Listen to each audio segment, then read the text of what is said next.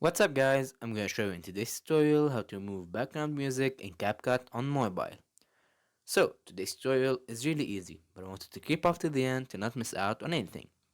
So what you want to do is create a new project and then add the audio you want to remove the background music from. So for example, I put the song for Ariana Grande.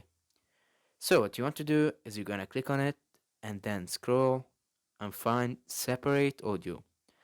So you're gonna click on it and you have many options. You can separate the vocals, the drums, the bass, and many other things. So in this case, you wanna separate the vocals to remove every music in the background.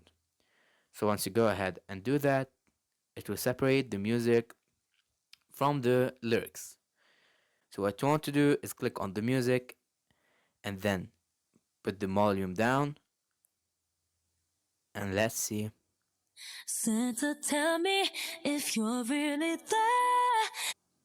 Works like magic. And that's it guys.